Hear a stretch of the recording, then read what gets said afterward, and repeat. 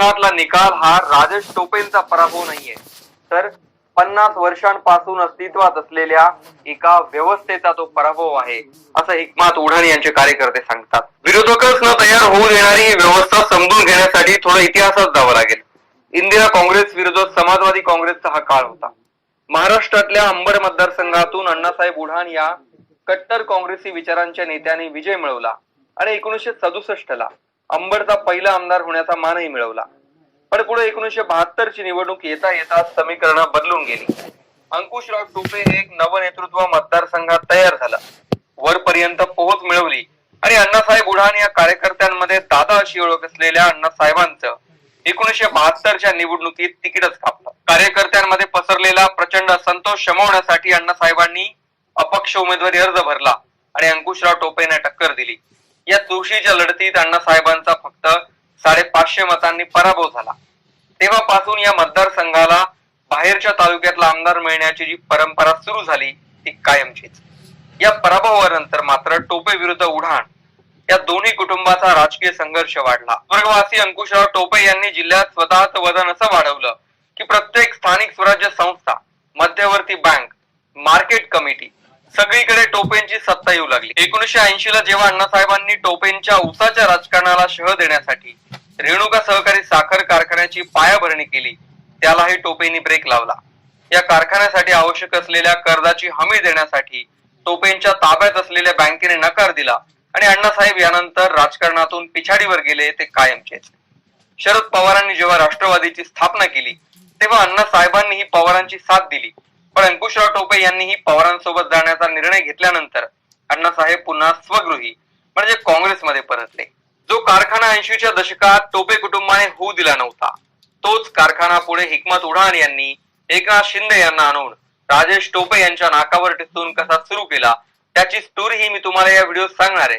पण आधी उढाण विरुद्ध टोपे कुटुंबाच्या संघर्षाच्या समारोपाकडे वळू. अंकुशराव टोपे उढाण कुटुंबावर भारी पडले आणि शरद पवारांच्या नेतृत्वात पुढे टोपेंचं साम्राज्य वाढतच गेलं. आधी अण्णासाहेब उढाण, मग नंतर विलास खरात, चौथे बाबूराव कुलकर्णी, माजी आमदार अंकुश भालेकर असे मतदारसंघातले एक एक करून सगळे विरोधक टोपेंनी अक्षरशः संपवले म्हणता येईल. 1995 ला पहिल्यांदा या मतदारसंघात शिवसेनेने विजय मिळवला. पण 1999 नंतर अंकुशराव टोपे यांनी हा मतदारसंघ स्वतःच्या मुलासाठी सोडवून घेतला आणि राजेश टोपे यांची इथेच खऱ्या अर्थाने राजकीय एंट्री झाली. राजेश टोपे यांनी इथे विजयाची जी सुरुवात केली ती नंतर घनसावंगी मतदारसंघ झाल्यानंतरही सलग 25 वर्षे कायम ठेवली. आधी अंकुशराव टोपे यांनी विरोधकच तयार होऊ दिले नाही. त्याच पावलावर पाऊल टाकत राजेश टोपे यांनीही कारखान्याच्या राजकारणाच्या बळावर 2014 पर्यंत एक हाती वर्चस्व ठेवलं. या मतदारसंघात कायम निवडणुकीच्या आधी 2 महिने उमेदवार दिला जायचा आणि निकाल अपेक्षितच लागायचा. जिल्ह्यातले सर्वच पक्षातले बडे नेते राजेश टोपेंच्या मतदारसंघाकडे कधी फारसं लक्ष देत नसायचे. एकदा अर्जुन खोतकरांनी घनसावंगीकडे लक्ष दिलं तर ते स्वतः 23,000 मतांनी पडले. परिणामी ते परत कधीही इकडे फिरकले नाही. पण राजेश टोपेंच्या सत्तेच्या साम्राज्याला आव्हान देणारा पहिला भिडू मैदानात उतरला तो 2014 ला. इथे टोपे विरुद्ध उढाण कुटुंबातल्या संघर्षाचा दुसरा एपिसोडही सुरू होतो. हिकमत उढाण शांत आणि संयमी स्वभावाचा नेता. 1992 ला एमपीएससी मध्ये टॉपर म्हणून उत्तीर्ण झाले आणि प्रशासकीय सेवेत रुजू होण्याचा निर्णय घेतला. 1995 ला महायुतीचं सरकार आल्यानंतर तत्कालीन मुख्यमंत्री मनोहर जोशी यांचे स्वीय सहाय्यक म्हणून काम केलं. 1999 ते 2005 या काळात प्रशासनात विविध पदांवर काम करून शेवटी व्हीआरएस घेतली. 4 भावांमधले हिकमत उढाण हे थोरले भाऊ. वडिलांचं छत्र लवकरच हरपल्यामुळे अण्णासाहेबांच्या छत्राखालीच ते लहानाचे मोठे झाले. एक भाऊ डेप्युटी इंजिनियर आहेत, तिसऱ्या क्रमांकाचे भाऊ निवृत्त सहकार आयुक्त आहेत, तर सर्वात धाकटे भाऊ एमडी डॉक्टर आहेत. अशा उच्च शिक्षित कुटुंबातल्या हिकमत उढाण यांनी स्वेच्छा निवृत्तीनंतर 2007 ला बांधकाम कंपनी टाकली आणि व्यवसायात लक्ष घातलं. पण 2014 ला घनसावंगीतलं राजकारण अचानक 360 डिग्री मध्ये फिरायला लागलं. शिवसेना भाजपची युती तुटली तर काँग्रेस आणि राष्ट्रवादीची आघाडी तुटली आणि घनसावंगीत चौरंगी लढत झाली. 2014 ला ऐनवेळी हिकमत उढाण यांना उमेदवारी मिळाली. त्यात त्यांनी तिसऱ्या क्रमांकाची 45,000 मतं घेतली तर भाजपच्या उमेदवाराला 54,000 मतं पडली आणि राजेश टोपे 1,00,000 मतं घेऊन विजयी झाले. पण हिकमत उढाण यांना समजलं होतं की राजेश टोपेंना पाडणं फार कठीण नाहीये. हिकमत उढाण यांनी 2014 ला मतदारसंघात पाय रोवणं सुरू केलं आणि राजेश टोपेंच्या विरोधातला एक खमक्या चेहरा म्हणून ओळख मिळवली. घनसावंगी मतदारसंघात जो टोपेंना विरोध करतो त्याचा ऊस बांधावरच तोडून टाकावा लागतो, तो तोडण्यासाठी मजूरही मिळत नाही तसं म्हटलं जातं. याच भीतीपोटी आजपर्यंत कुणीही टोपेंचा विरोध पत्करला नाही. ज्या गावात लीड घटलं तिथल्या शेतकऱ्यांचा कार्यक्रम झालाच म्हणून समजायचं वातावरण असल्याचं मतदारसंघातले लोक सांगतात. हिकमत उडान यांनी सर्वात आधी समस्येवर तोडगा काढला, स्वतःचा कारखाना टाकला आणि टोपेंच्या ज्या दहशतीविषयी बोललं जातं त्यावरच घाव घातला. पुढे 2019 ची निवडणूक आली आणि शिवसेनेची उमेदवारी पुन्हा हिकमत उडान यांनाच मिळाली.